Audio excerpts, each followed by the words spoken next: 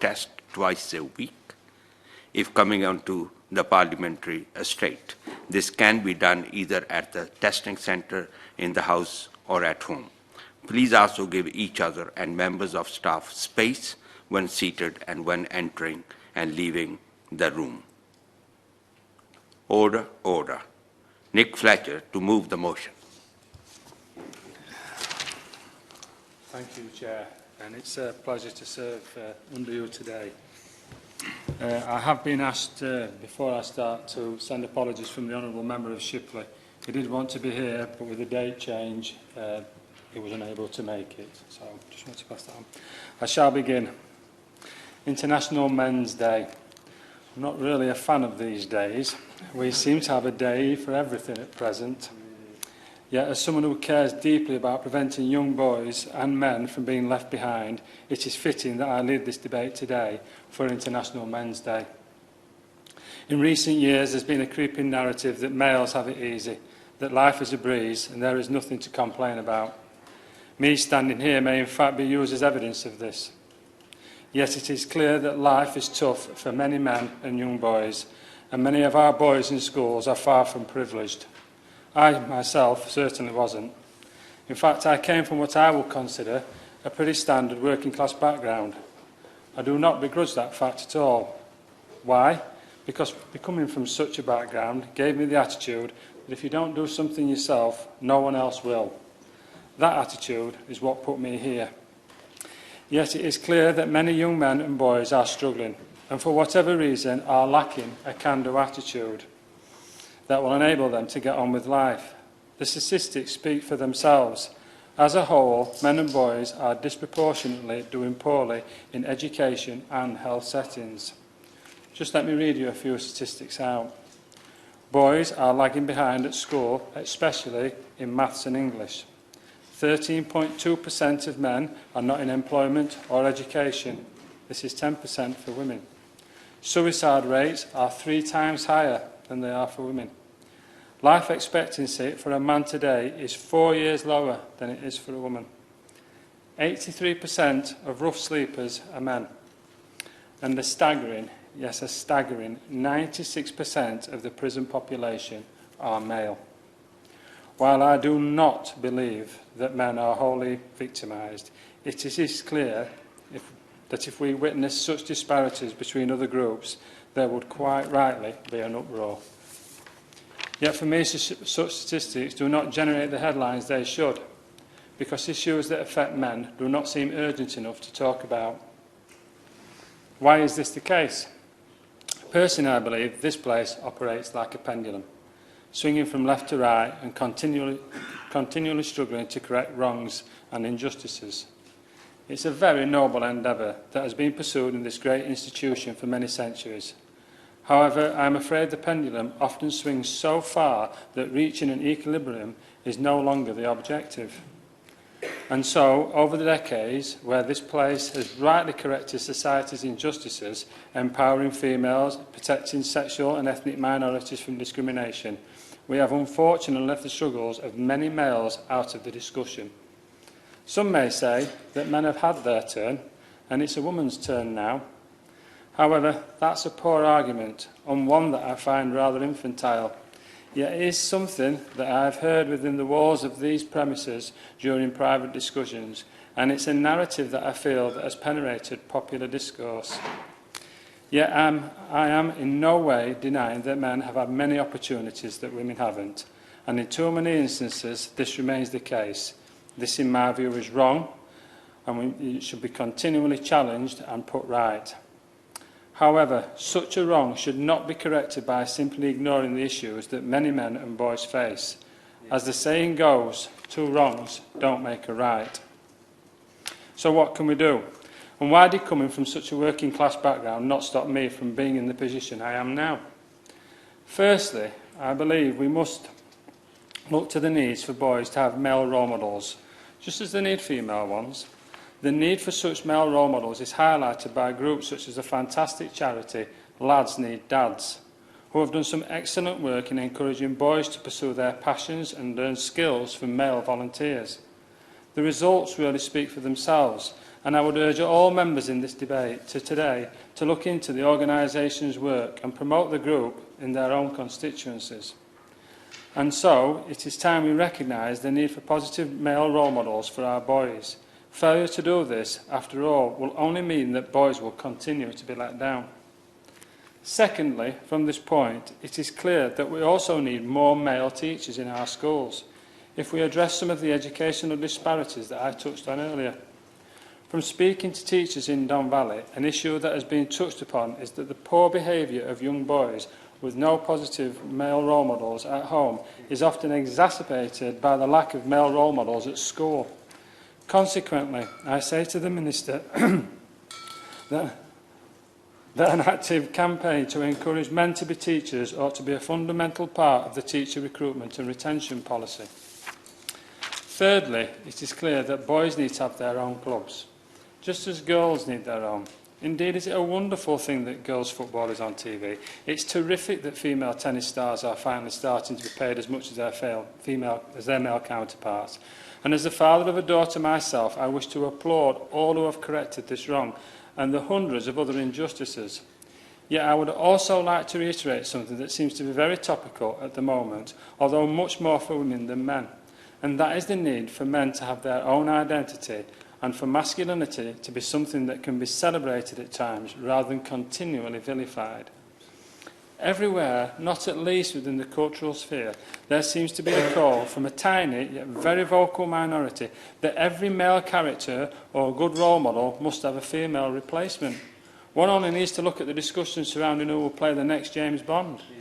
And it's not just James Bond. In recent years, we have seen Doctor Who, Ghostbusters, Luke Skywalker, The Equalizer, all replaced by women. And men are left with the Craze and Tommy Shelby. Is there any wonder we are seeing so many young men committing crime? These programmes make crime look cool. Trust me, a lifetime in prison is not cool, and neither is living with the memory of a stabbed son or daughter. There is no doubt that we have witnessed awful events occur over the past year, in which the victims have been women. As mentioned, as the father of the daughter, my heart goes out to the victims of such crimes and their families.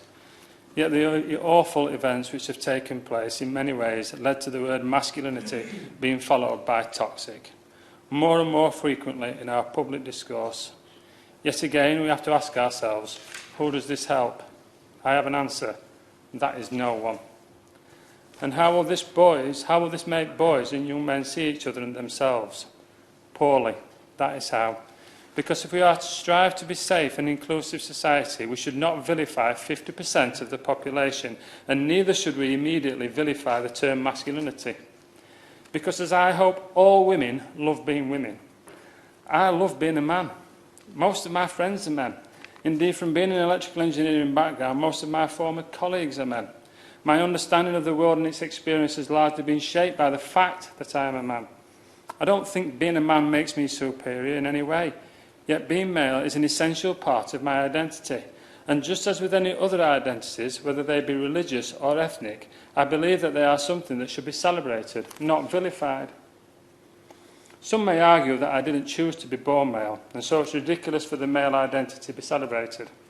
Yet this is not something I would suspect anyone would say about any other identity. And so, in short, I believe we should encourage boys and young men to be proud of being men too, because it's important for boys to know that as males they can make a positive difference to society.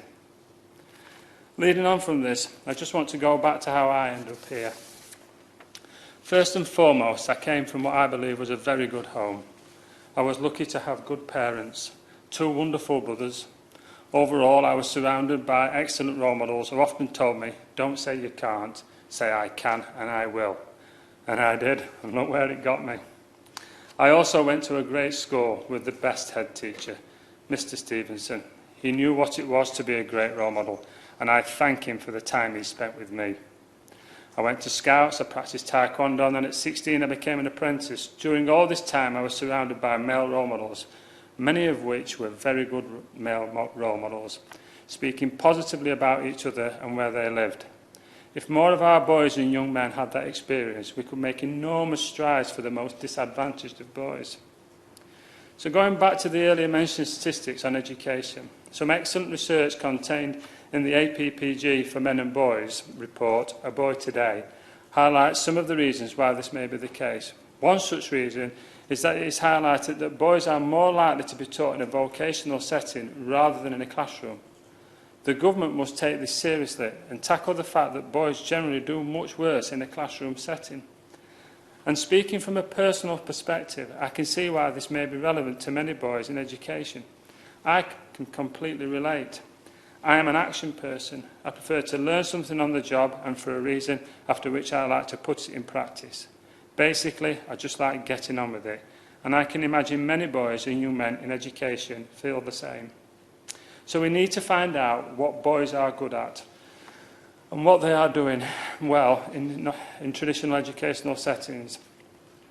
Have the resources to support them. If it's something out of school, it should be where possible brought into school, even if it's just an assembly piece.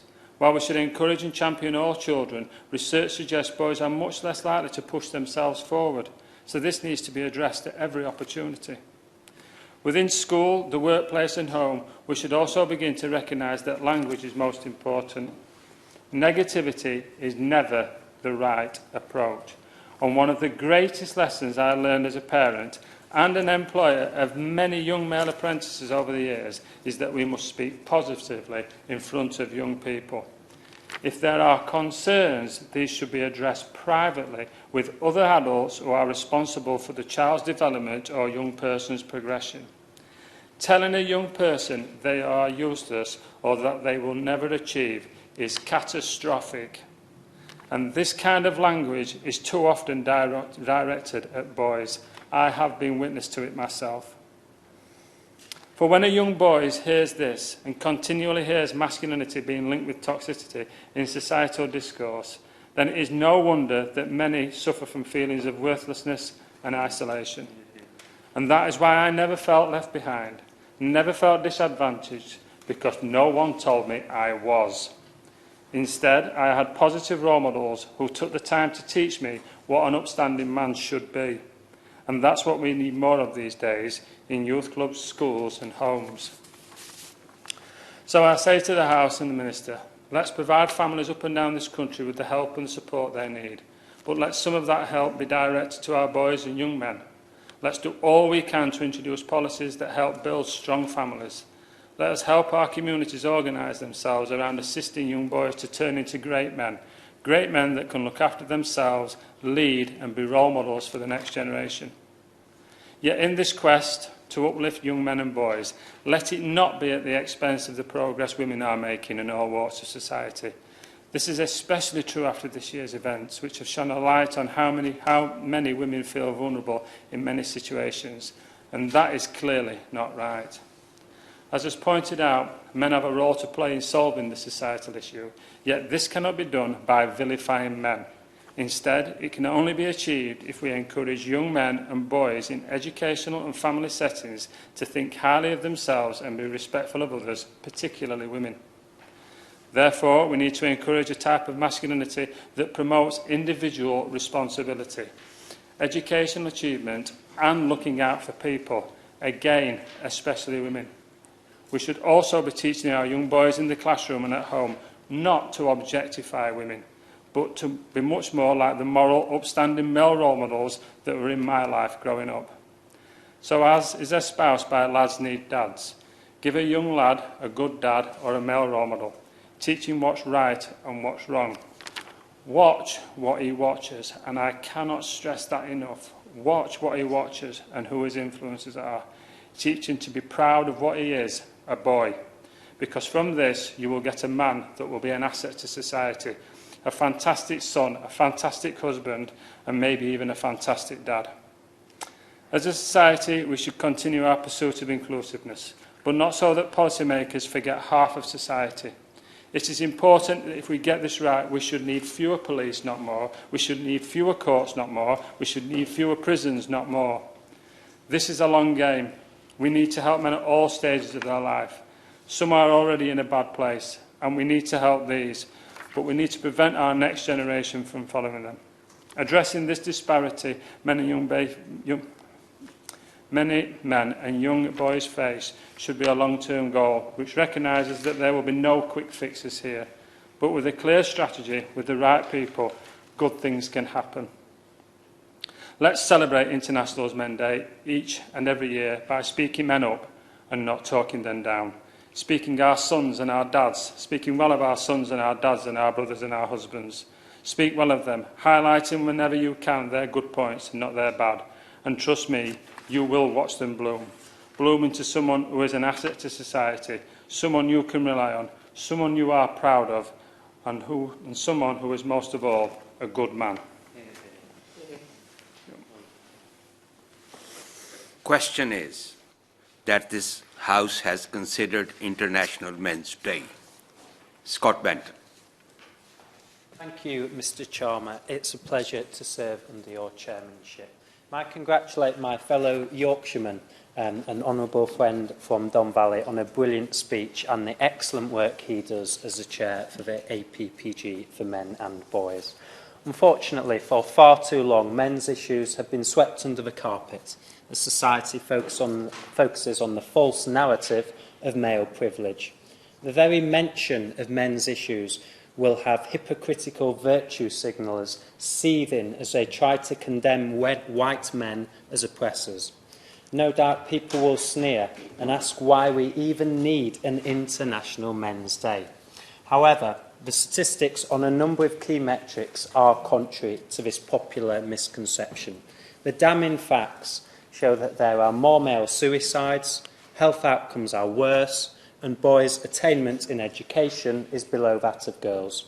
As a former school teacher, I have seen firsthand how boys, and specifically disadvantaged white boys, fare far worse than their peers on all key attainment measures during their education. Earlier this year, the Education Committee came to the conclusion that there has been decades of neglect which has let down white working-class children.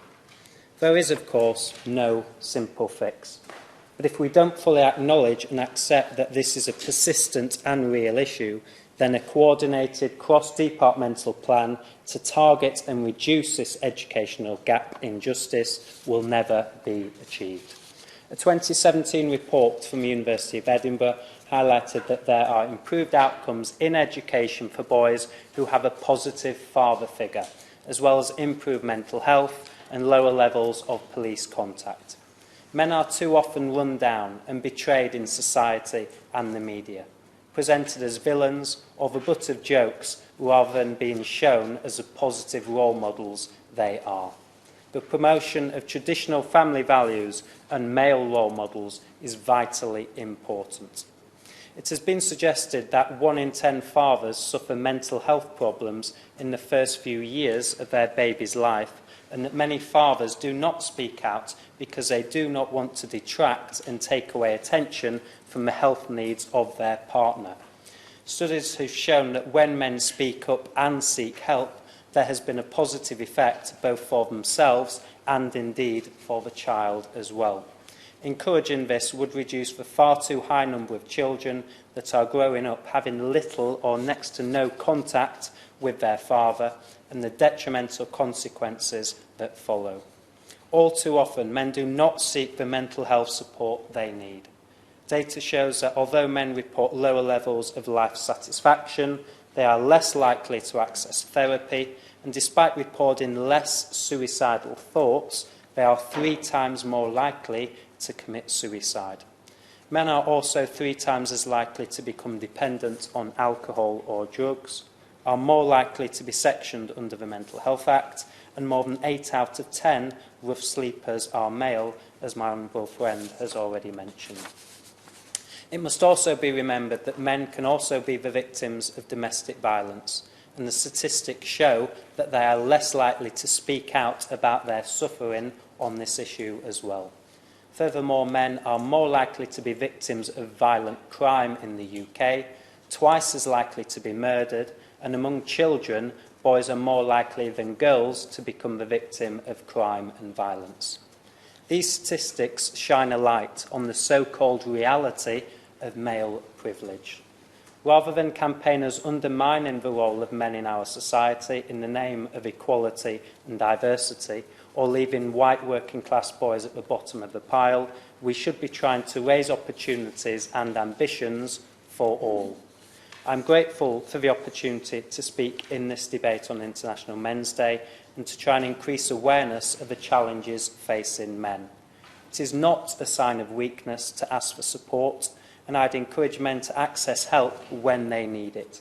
There are some fantastic initiatives and charities out there to provide help, including Eliot's Place in Blackpool, a sanctuary garden in memory of Elliot Taylor, who tragically took his own life in my constituency last year after battling with mental health problems. Action must be taken, and we cannot simply let this debate become an annual event and then gloss over the issues men are suffering until this time next year. These are challenges, there are challenges affecting men each and every day, and I hope that at next year's debate we can stand here celebrating some genuine progress and achievements. Thank you, Chair. Thank you. Margaret Farrier. Thank you, Mr Sharma, and it's always a pleasure to serve under your chairmanship. I would like to thank the honourable members for Don Valley and Shipley for securing this very important debate today for International Men's Day last Friday. I know the member for Shipley also sponsored last year's debate on this topic in the main chamber, and I know that he'll be really disappointed that he can't be here today, but I'm sure his ongoing commitment to men and boys issues does not go unnoticed. As a society, we are becoming more aware of equalities issues, and today's debate is an opportunity to highlight those that impact men. This past year has been a watershed moment for women's rights, and rightly so in light of many recent events.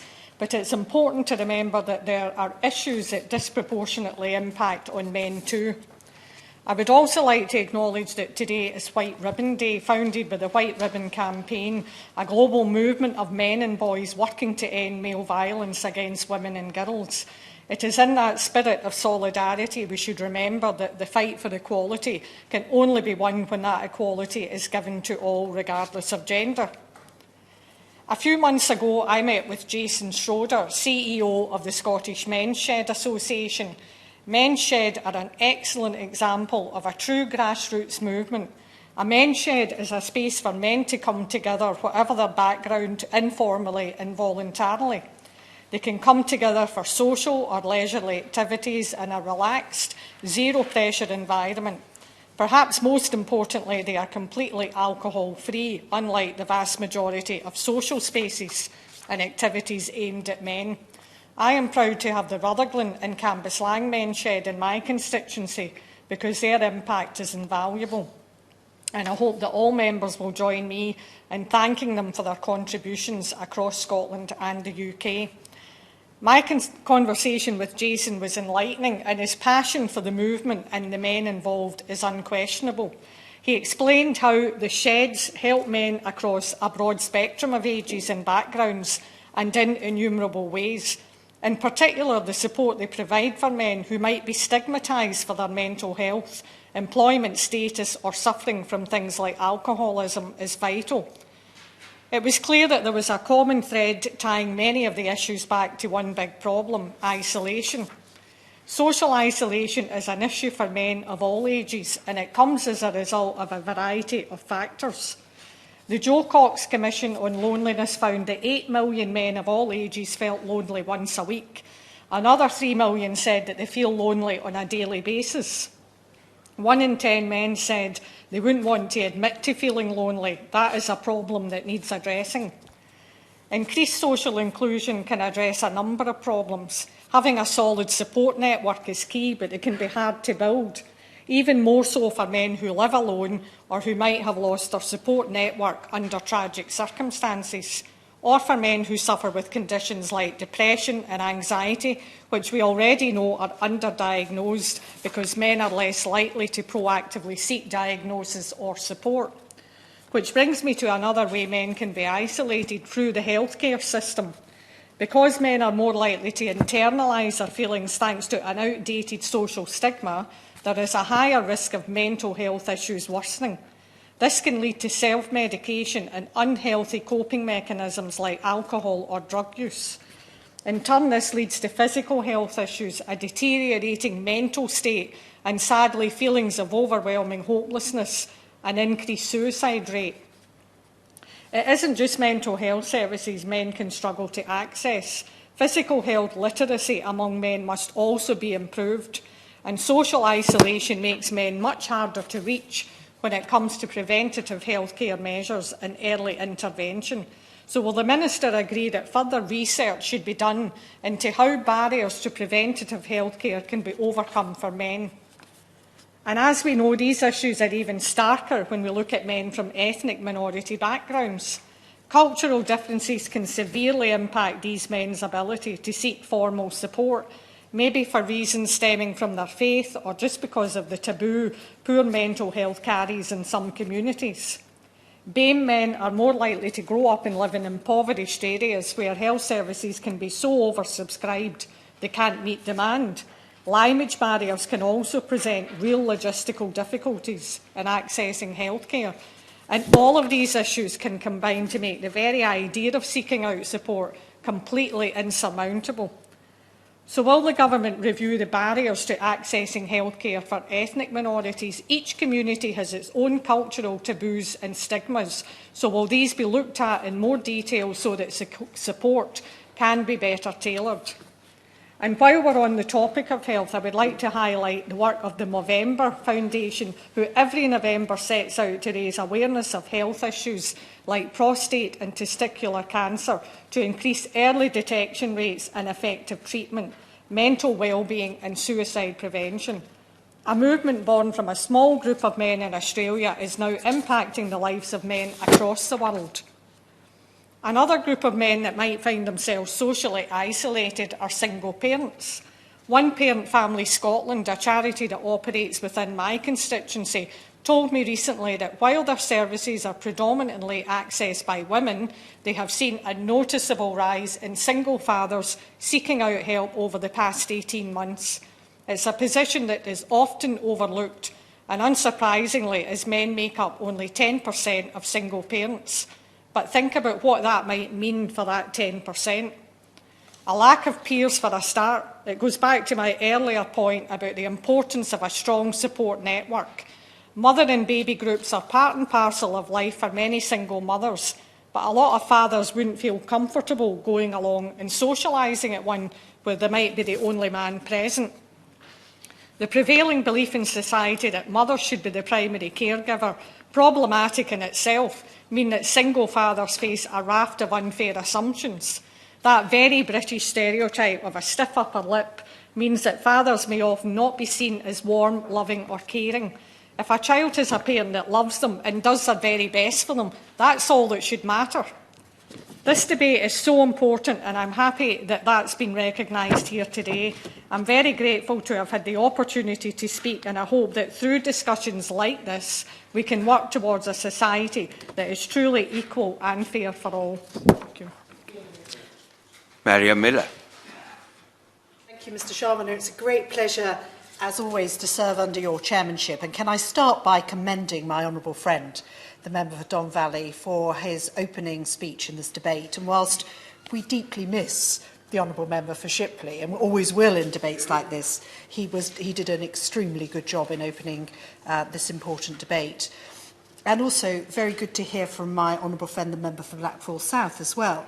And it's interesting, isn't it, Mr. Chairman, that we have two men from Yorkshire and two members from Scotland in this debate today, and maybe we need to spread our geography a little bit wider. I'm here as the token member from Hampshire talking about these issues, but I'm sure other colleagues from Hampshire would want to be here if their diaries allowed. I'm particularly pleased to follow the honourable member for Rutherglen and Hamilton West, because she's raised a number of issues there in her speech which I think are incredibly powerful.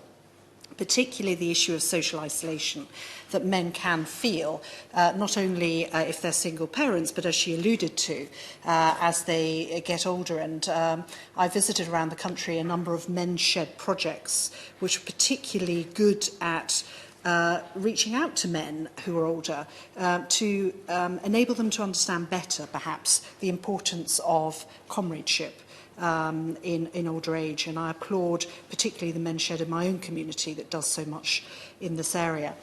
Mr Sharma, on the 19th of November, we celebrated International Men's Day as a way of recognising the positive values that men bring to our society and our families and our communities. And I have to celebrate the men in my life. I hope you allow me to do that, Mr Sharma. My father, who was a self-made businessman, my husband, who is a highly successful lawyer, my two brothers, who were very successful in their own family lives, and of course my two sons, one of whom was born on International Women's Day. So he's had to endure me referencing him for, well, 15 years now in International Women's Day, so I'm glad to be able to reference him now in International Men's Day. And he is a highly successful young man just embarking on his university career.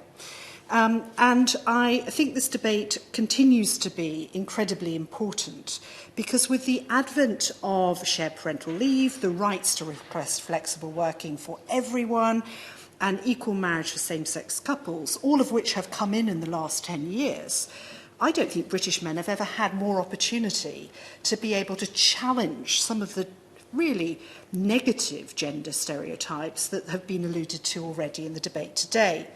But can I gently say that men need to find their voice? We have three gentlemen here, honourable members here today, who are taking time out of their busy schedules to be part of this important debate. And indeed, our honourable member, friend, the member for Shipley, would have been here if his diary had allowed him.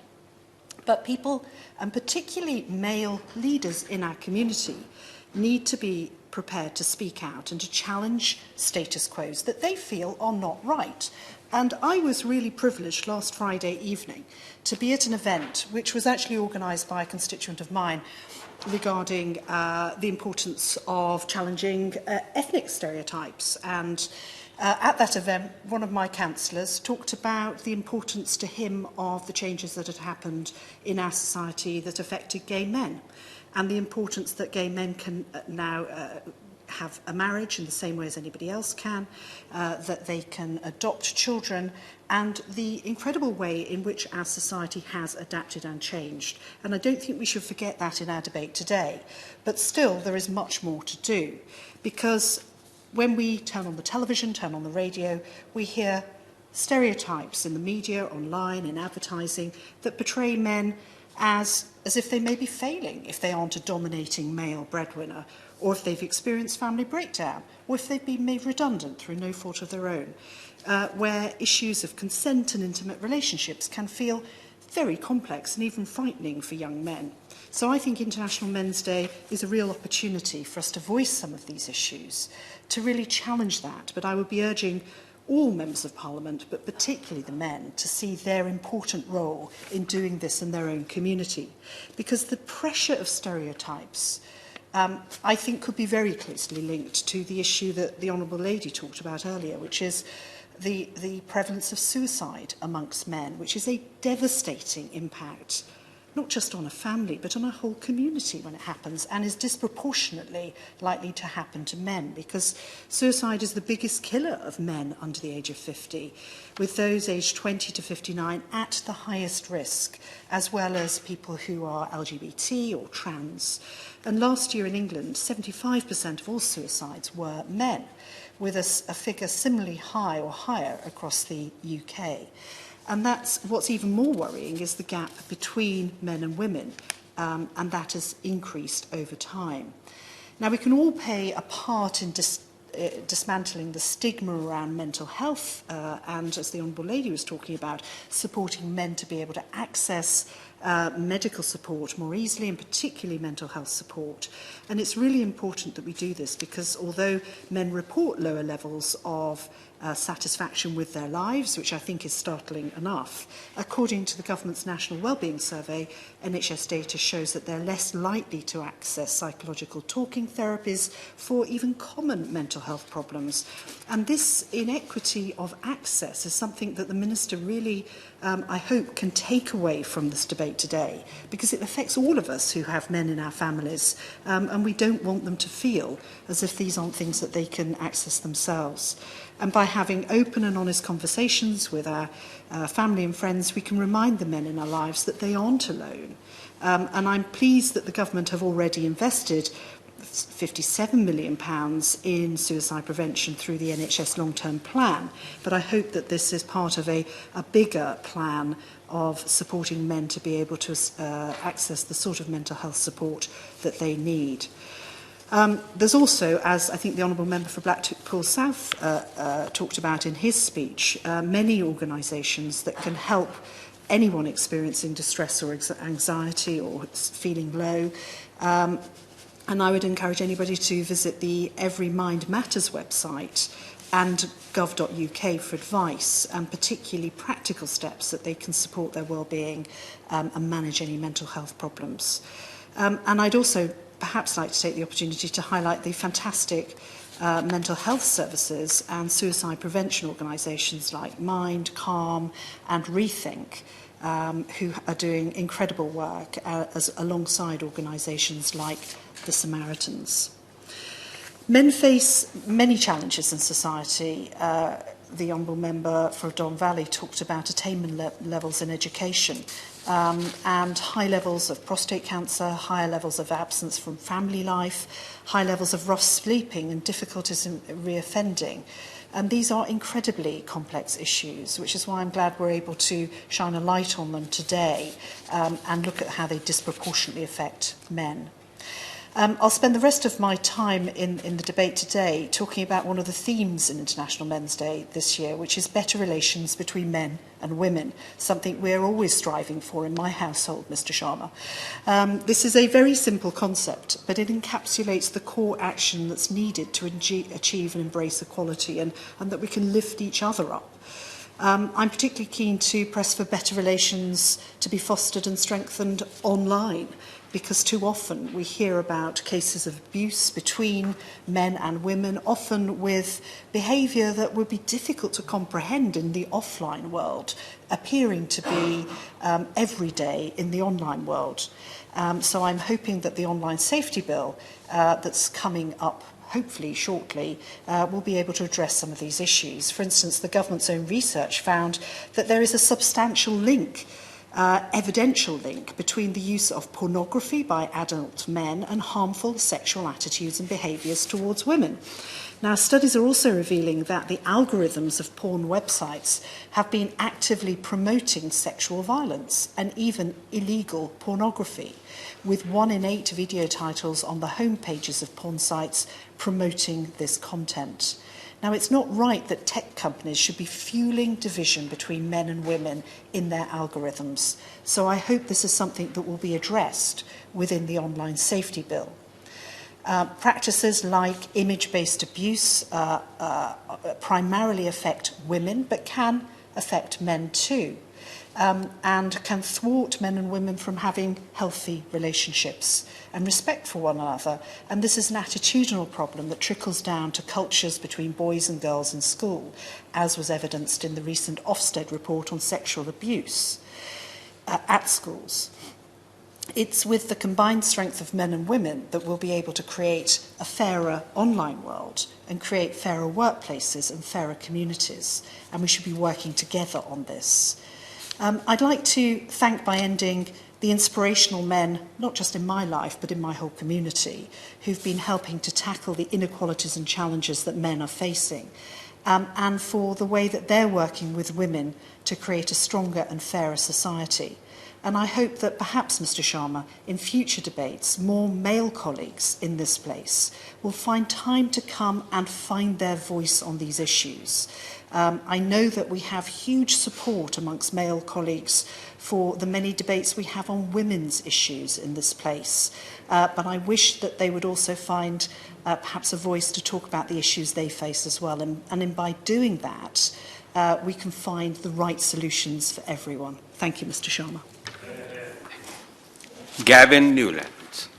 Thank you very much, Mr Sharma. It's a pleasure to serve. Indeed, can I start by commending the Honourable Member for Don Valley for securing debate and indeed his opening speech. Although there's one point I think maybe I misunderstood him, but he mentioned a number of TV shows. I'm not sure if he was meaning Queen Latifah taking over the role of Equalizer from Edward Woodward and now Denzel Washington, and being a strong female character was a negative when I see that as a positive myself.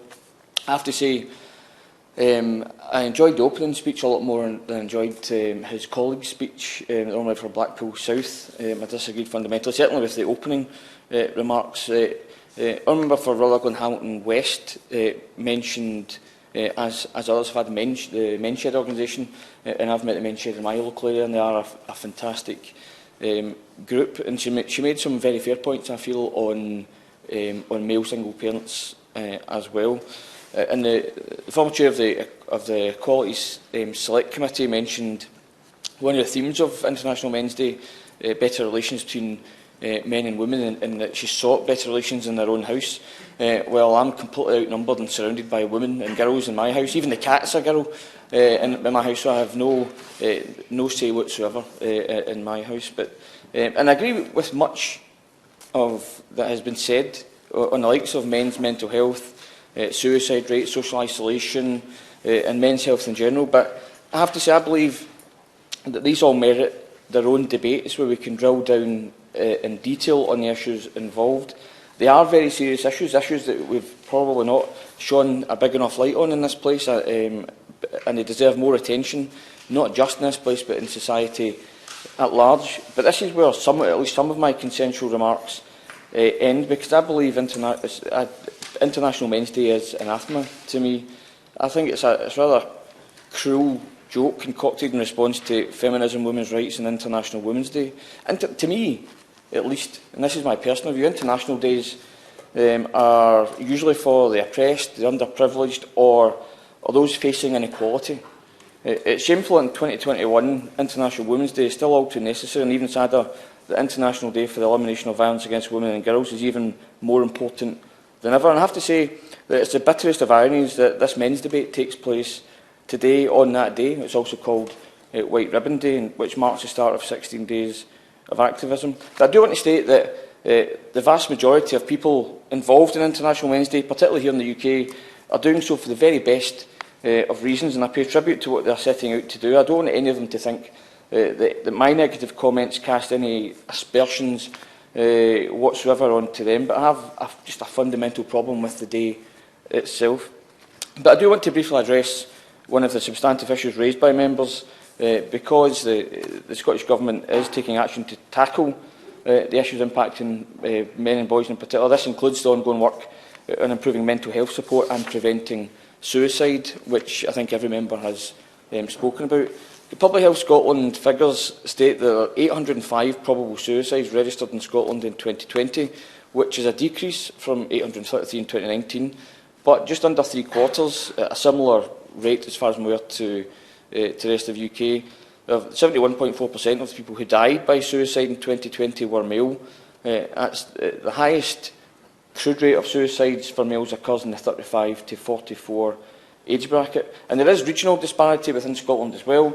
The further north you go, the higher the rate of suicide is, with Orkney the highest at 19.3 deaths per 100,000 and 18.9 in the Highlands, compared with 14 for the whole country.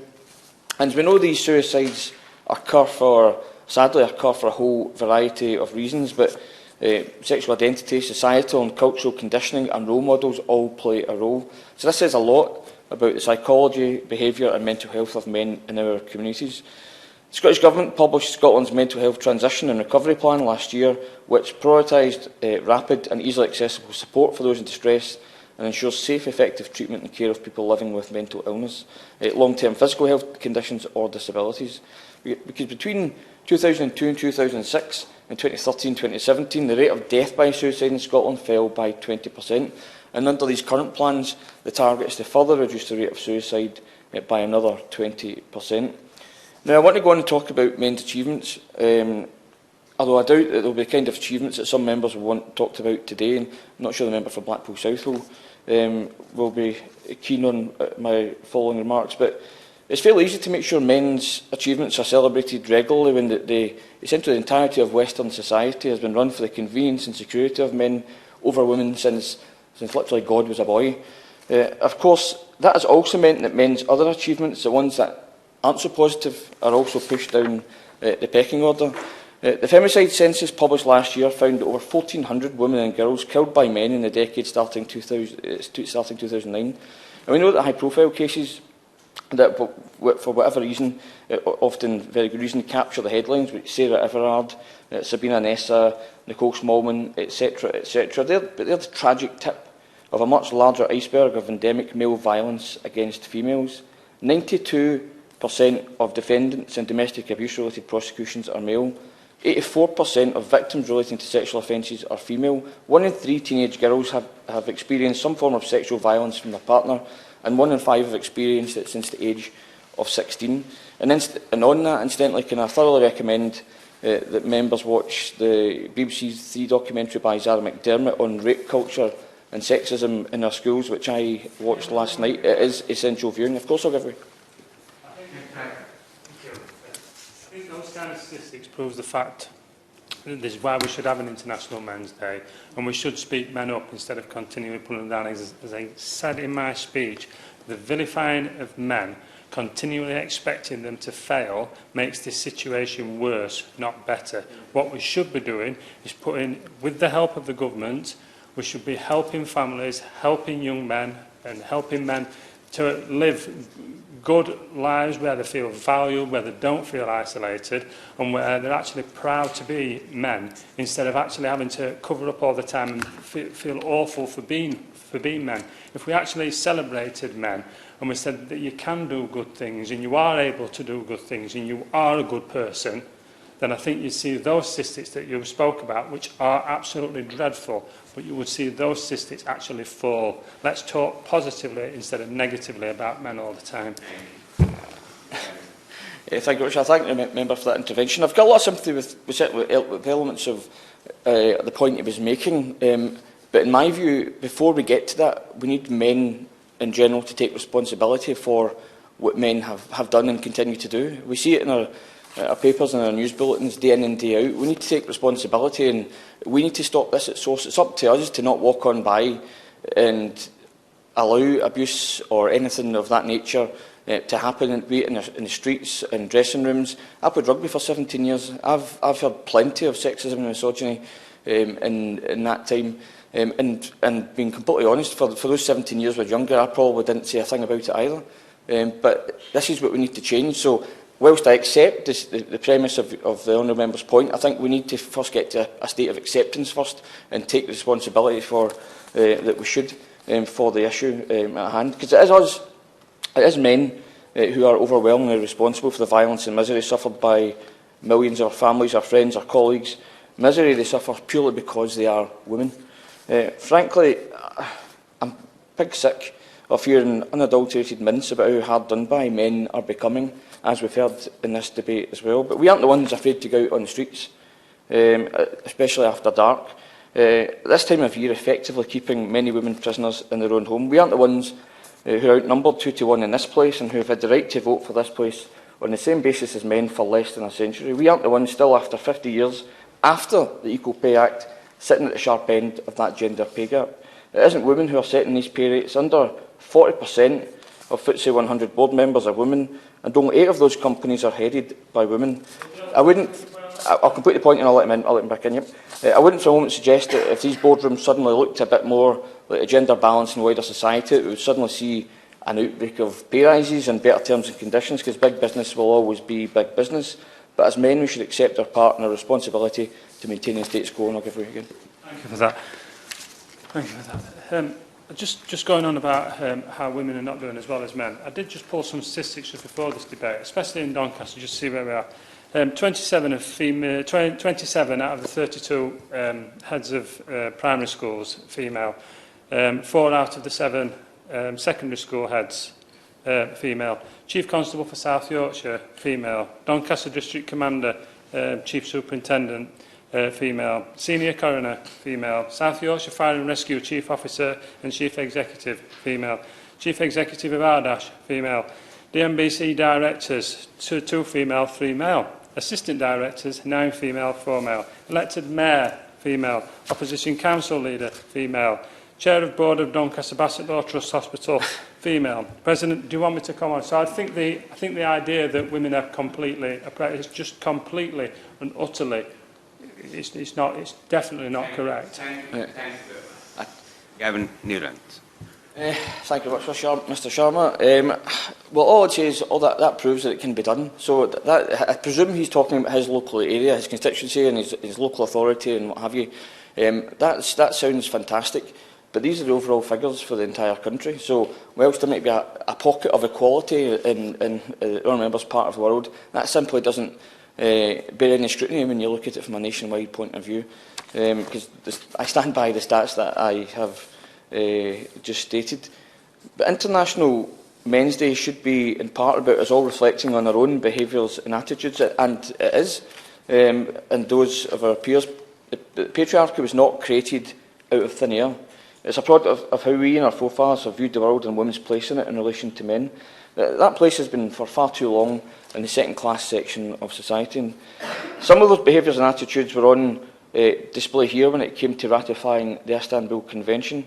The Istanbul Convention is a gold standard in preventing violence against women and girls, and I campaigned pretty hard on the issue, indeed speaking about it during my debate in this place on men's role in ending violence against women and girls. And I was thoroughly delighted when my colleague at the time, Ayla Wakeford, was able to make ratification a statutory obligation of this government.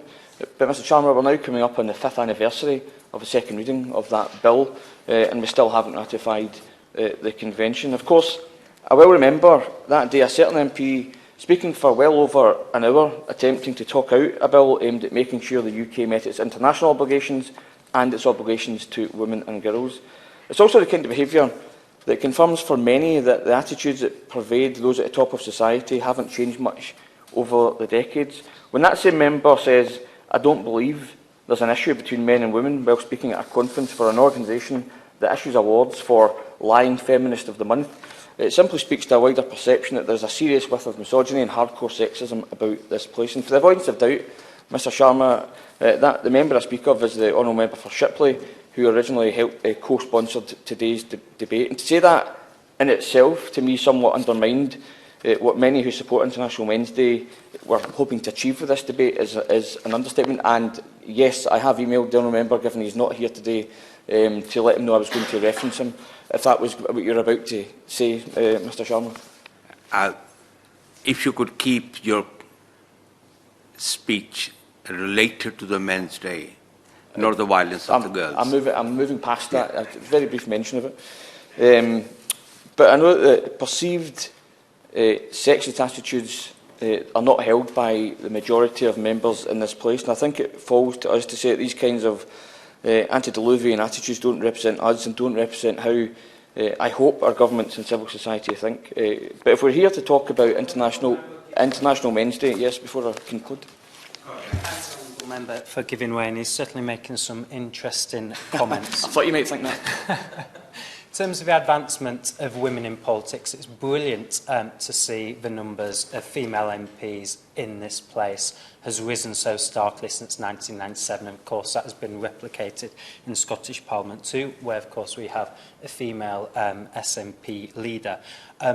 More broadly, he was also speaking about some of the negative effects men have had in society, particularly in and around sexual violence against women. On that point, I just wondered what impact he thinks the purported actions of the previous leader of his party have had in terms of the confidence of women and girls in Scotland coming forward to report issues. I'm not really sure I'm going to dignify that with a response, Mr Sharma.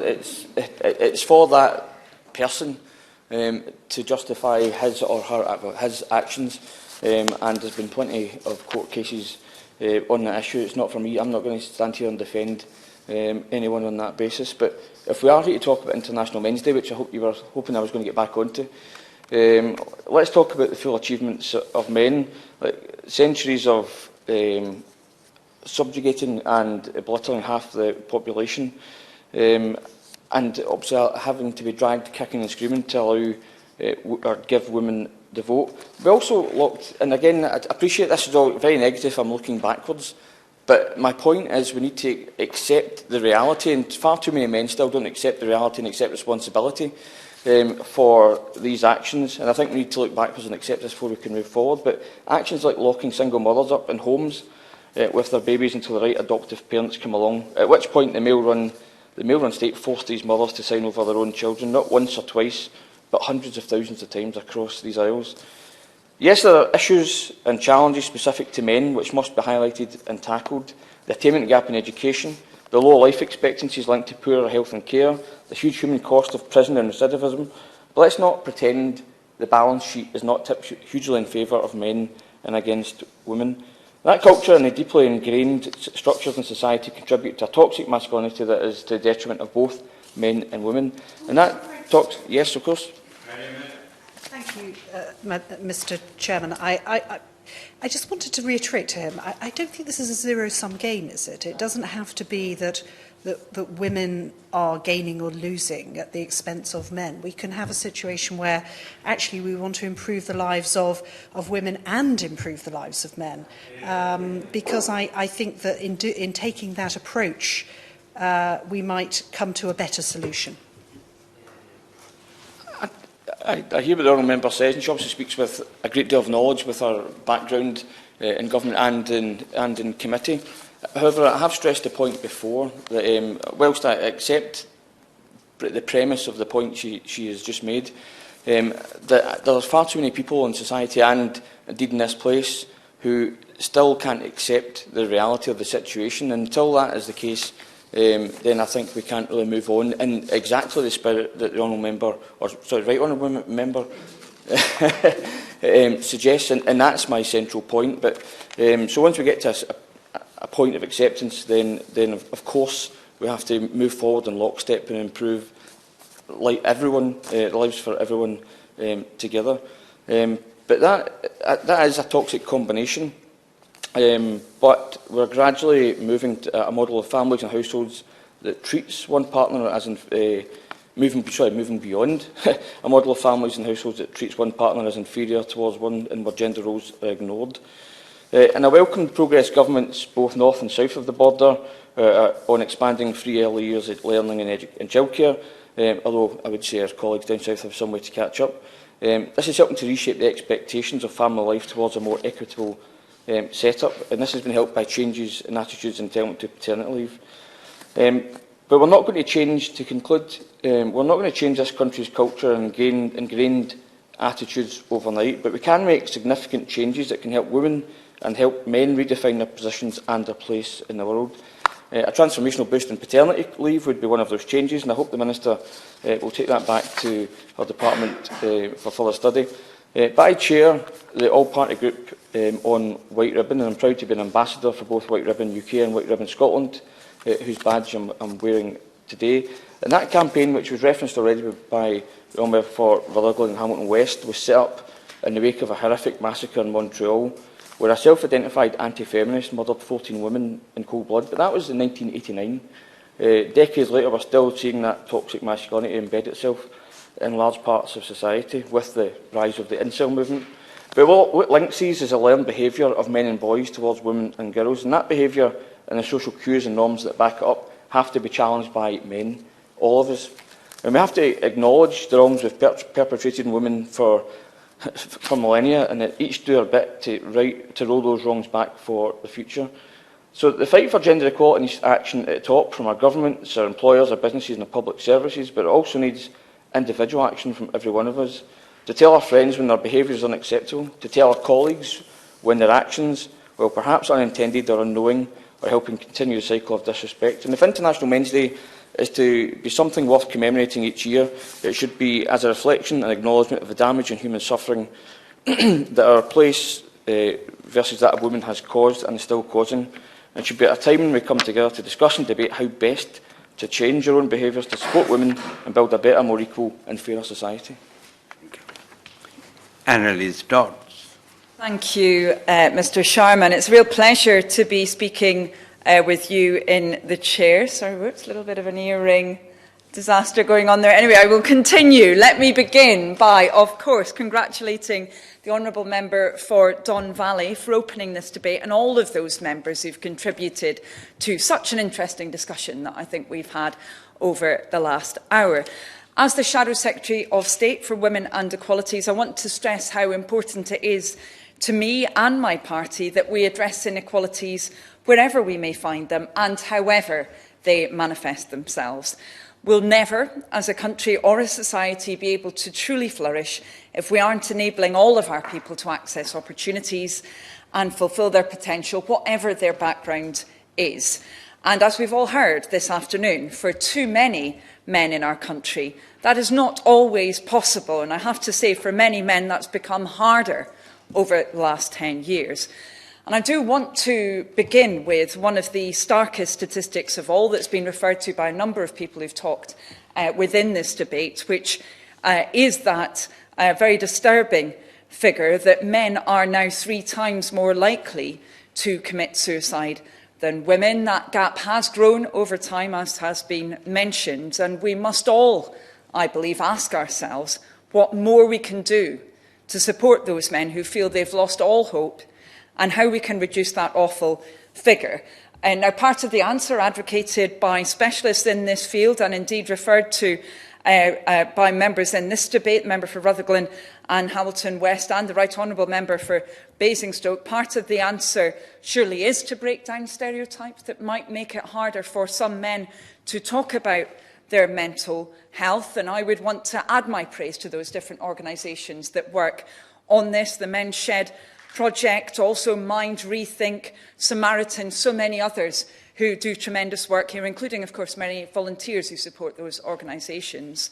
Another part of the solution, though, is ensuring we have better provision of mental health services overall. And that's more important than ever, given the dreadful waiting lists that we have around mental health support in many parts of our country. I'm sure that all members in this debate will be aware of that. They will have seen that in their post bags, quite how long those waiting lists are now.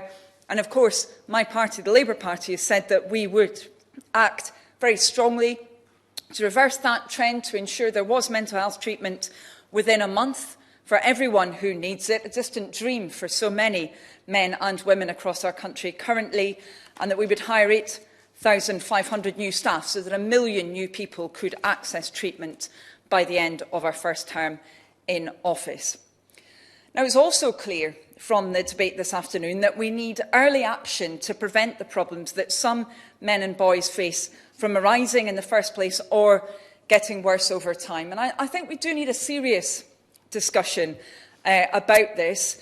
I found some of the debate a little bit confusing, perhaps reflecting some of the confusion reflected by the member for Paisley and Renfrewshire North. I probably misheard a suggestion that, for example, discussions around who should be the next 007 was a reason for boys potentially turning to a life of crime. I think it's a far more complex situation, surely, than suggesting there's that easy read-off from different cultural discussions of that type.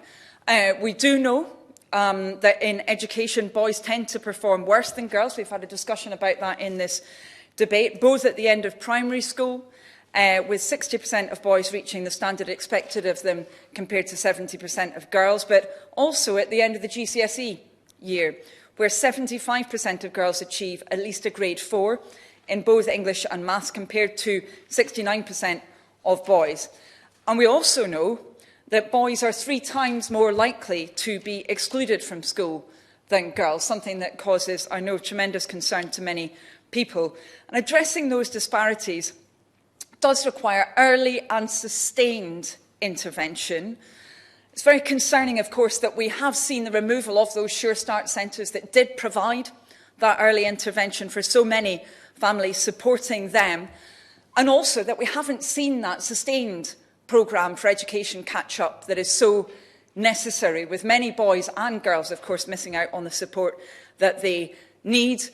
My party's called for a proper catch-up plan and also for a catch-up for children's social skills as well. That's why we said there needs to be breakfast clubs for all children, provided as an element of catch-up, something that has not, of course, happened. We also then need early intervention when it comes to addressing men's health issues. There's a number of concerns here that have been indeed articulated during this debate. Of course, it's particularly important around those male-specific cancers, and overall cancer incidence is 24% higher for men than for women.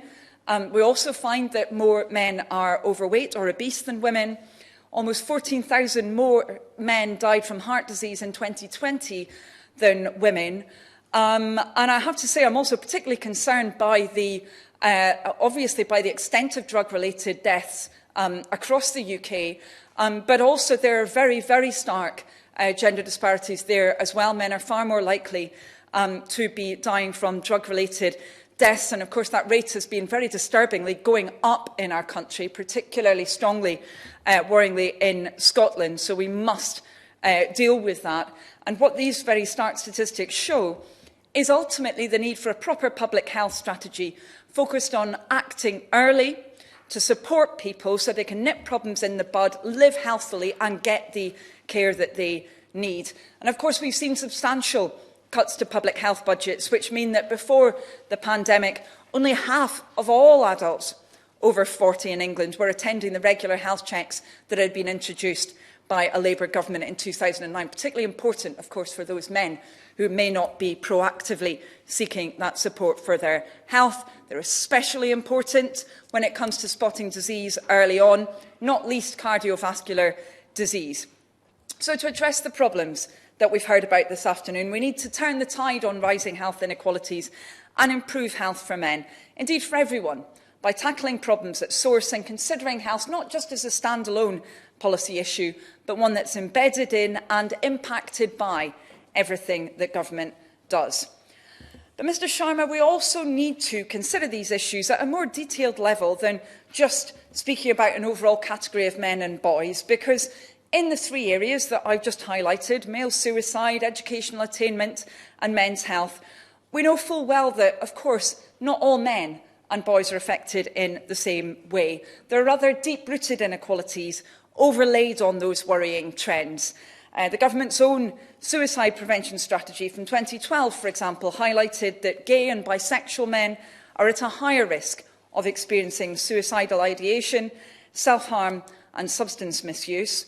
And as well as the educational attainment gap between boys and girls, we know that there's an even starker divide between children from poorer backgrounds and their wealthier peers, with secondary school children on free school meals 18 months behind by the time that they take their GCSEs.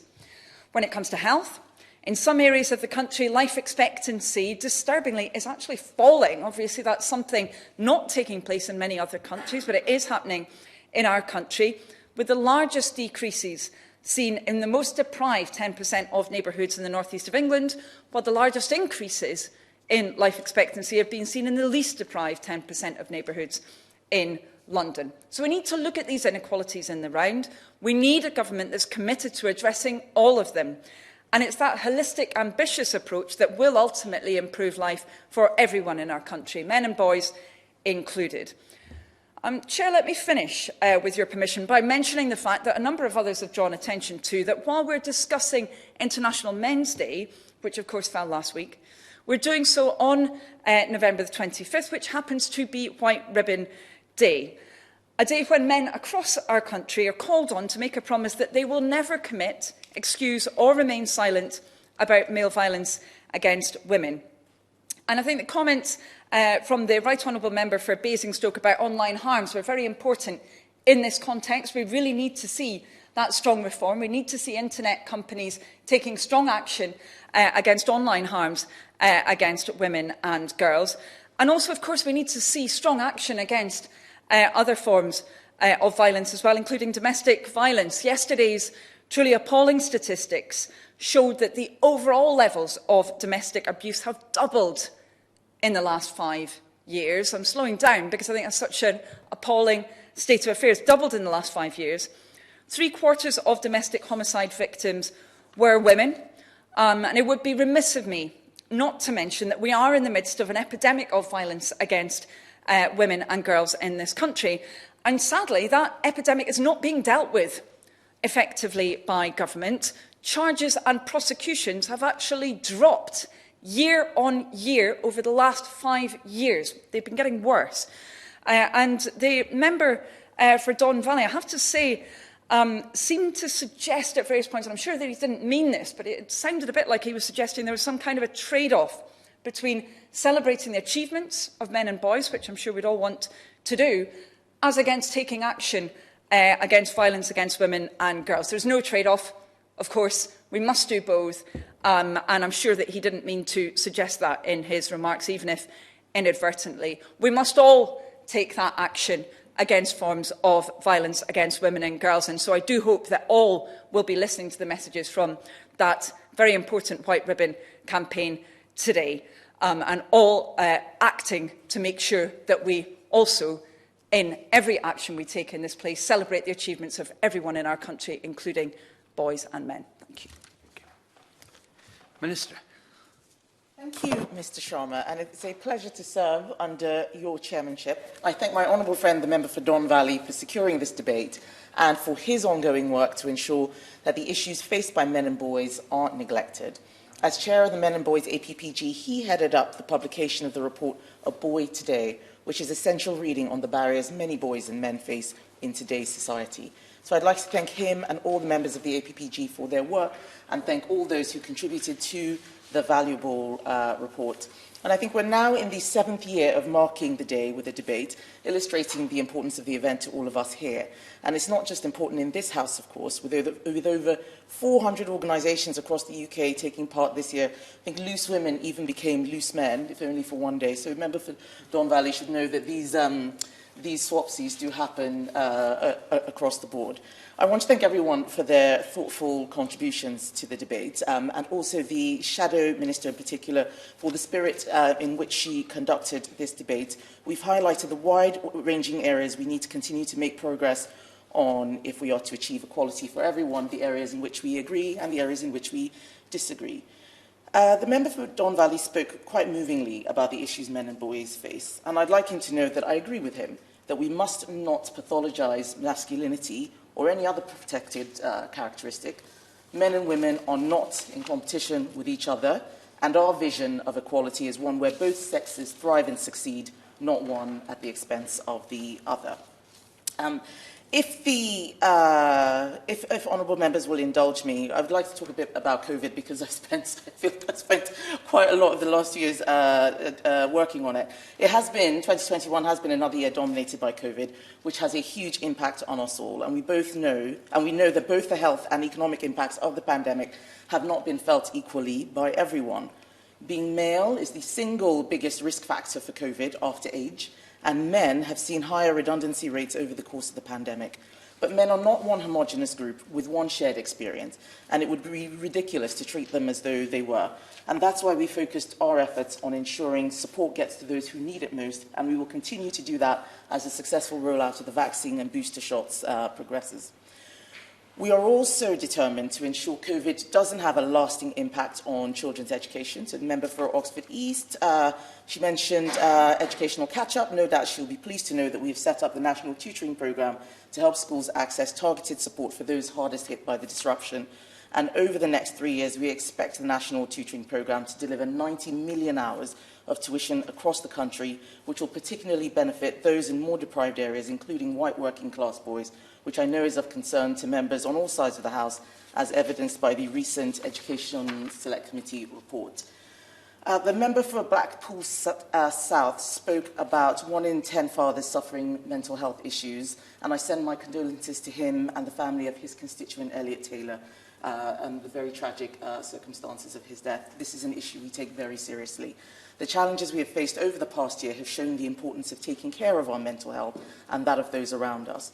We know the value of asking for help when we need it, and sadly we also know that some men are more reluctant to do so. The government's National Suicide Prevention Strategy highlights men, and especially middle-aged men and young men, as a group at high risk of suicide. My right honourable friend, the member for Basingstoke, mentioned the government investing an additional £57 million in suicide prevention by 2023-24 through the NHS long-term plan, which includes funding to reduce male suicide. She'll be pleased to know that's not all we're doing. We're also providing an extra £5 million this financial year, specifically to support voluntary and community sector organisations working to prevent suicide. We have ensured that the suicide prevention funding for local areas is used to test different approaches to reaching and engaging men. Despite all this work, we are not complacent. We must all do more to encourage men to seek help, and we must ensure we listen more closely to those that do. I would urge any man who is struggling to speak to a GP to seek out mental health support delivered by charities or the NHS, and I am grateful to the member for Rutherglen for highlighting the work of charities such as Men's Shed and Movember and the need to remove barriers which prevent men from seeking help. And I'm sure my colleagues in DHSC would be very happy to hear from her on work which could, more work which could be done in this space. Several members mentioned stereotypes and role models, and I agree with the arguments made. Not only can stereotypes prevent some people from seeking help when they need it, they can also limit people's aspirations in school. Capable young boys can be held back from reaching their potential. We see this, for example, when young men say they want to work in the care sector or with children, when too many people around them act surprised or laugh. A 2017 report suggests that 46% of men aged 18 to 30 feel that society tells them it is not good for a boy to be taught how to cook, sew, clean the house or take care of children. And the member for Rutherglen made an excellent point about the stigma surrounding what men should be seen to be doing. So we should all counter these messages when we see them so that young men as well as young women can make the most of all the opportunities available. And this highlights the importance of role models. The member for Don Valley praised the organisation Lads Need Dads, for example, and I pay tribute to their good work. Unfortunately, there is no shortage of positive role models in public life, including those here today, as well as in business, but these sectors haven't always represented the full diversity of men in the country, and I am pleased we're making progress so that young boys who may be LGBT, disabled, or from working class backgrounds can also see people who look and sound like them in public life. Aspirations shouldn't be determined by who you are or where you live, but by your talents and abilities. And the member for my right honourable friend, the member for Basingstoke, raised the very, very important point about the online safety bill and its role in tackling the promotion of sexual violence through pornography. She and I agree that the online world is a place where very harmful stereotypes are reinforced, and I'm certain she will be working with the government to help us tackle this issue. The member for Shipley is not here, and I'm afraid I didn't tell him I was going to mention him, but I suspect he would be very concerned if I didn't mention the issue of family courts and parental alienation, which we haven't touched on too much in this debate, but he is right when he highlights that, unfortunately, not all families are happy ones, but a child's welfare is best served by the continued involvement of both parents, provided that involvement is safe. We know that parents can face difficulties when attempting to spend time with their children after a separation. Sometimes this is because of the obstructive behaviour of the parents the child spends most of their time with. Family courts recognise the problems this can cause, as does the draft statutory guidance of the Domestic Violence Act, which highlights parental alienation as an example of coercive and controlling behaviour for the very first time. And I thank the Honourable Member for Shipley for his work here, which will ensure more children benefit from contact with both parents. One of the themes for this year's International Men's Day celebrations is better relations between men and women, and this reflects the government's equalities work. It is not about pitting one deserving group against another, it's about ensuring everyone is able to make the most of the opportunities offered in our country and get the support they need to make their lives a success. And that's why my combined government responsibilities make so much sense together. As Minister for Levelling Up, Communities and Equalities, I can work to ensure everyone can benefit as we build back better wherever they are in the country and regardless of their sex, age or any other characteristic. One particularly interesting part of the APPG report on men and boys is a focus on getting a better understanding of why they face the specific barriers they do. This is a priority shared by myself and other equality ministers. Our data and evidence-driven approach to equality ensures we consider sex alongside factors like race, sexual orientation, geography, and socioeconomic background, so we can ensure we are levelling up right across the country. And this approach helps inform policy making right across government, so all my ministerial colleagues contribute to tackling the specific problems faced by men and boys. The member for Paisley and Renfrewshire North took an interesting approach to this debate. I tend to believe that on these occasions we highlight the positive more than the negative, and he made some statements which I thought I might give an alternative view on. You know, when he said it is men who are overwhelmingly responsible for the violence perpetrated against women, it's true, but they're also overwhelmingly the ones who perpetrate the violence against other men, of which the numbers are far greater. And this is why the point my right honourable friend for Basingstoke made about this is not a zero-sum game. What we want to tackle is violence, whether it's violence against women and girls or violence generally. We do highlight areas where we think there are particular problems, but a holistic approach is the one that solves, that I think is best to resolve the issue. And in terms of how we talk about identity, I think we can do so in a way that is too negative and that emphasises difference, that builds walls between groups, rather than talking in a way that I believe, a way that, where we talk about equality and look at how we can come together, bring people together to solve problems. Yesterday, I was in this very room on the Islamophobia awareness debate, and one of the things that members across the room agreed on was that there is too much pathologizing of identity, where people target Muslims as perpetrators of particular acts, which is very bad for the general population. I don't believe that every man is a risk. There are some who have committed atrocious crimes, but I treat people as individuals. And my experience, whether it's within my family, my father, my brother, my son, and with the men who are my friends, the men in this house, has been overwhelmingly positive. And as someone who is black, female, and an immigrant, I hear him saying things which I can tell he's saying them to sound positive, but the way he has made those comments I don't think are as constructive as the way the members on this side of the House make those comments, and I think that their approach is the better one to resolve those issues, and I'm very happy to share more of my views on him on this outside this debate. But what I would say in closing, that it has been a privilege to have the opportunity to join this debate again this year and to celebrate the essential contribution men and boys make in all our lives. I want to close by saying thank you to all those who work in or raise money for organisations supporting men across the country. People like my constituent in Saffron Walden, Martin Seeger, whose work on male psychology is to be commended. And I'll say to the whole room, by working together, we can make real progress on the important issues raised today. Thank you, everybody. Thank you. Nick Fletcher to wind up. Thank you, Mr. Sharma. I think it's been overwhelmingly a good debate. International Men's Day is extremely important.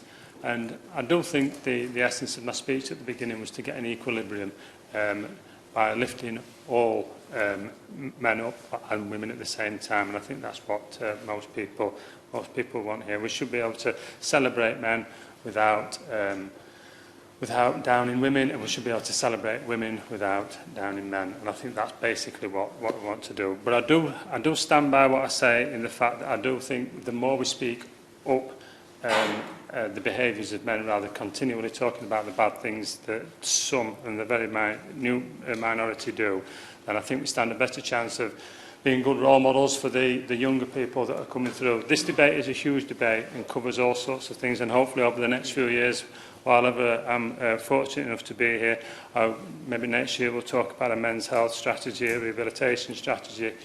There's lots of other issues, but I did want to speak to about bringing up young boys and the influences that we have in their life. And I think that the more the cultural sphere can have positive male role models in there instead of negative ones, the more everyone can speak men up and say what good things that men can do and how boys can turn into upstanding citizens, upstanding men.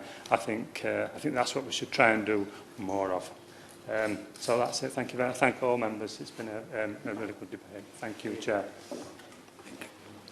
The question is that this House has considered International Men's Day As many as are of that opinion say aye. Of the contrary, no. I think the ayes have it. The ayes have it. Order, order. The sitting stands adjourned.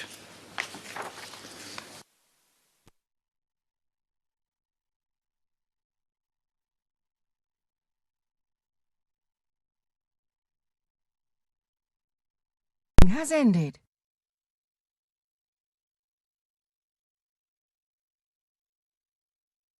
The proceeding has ended.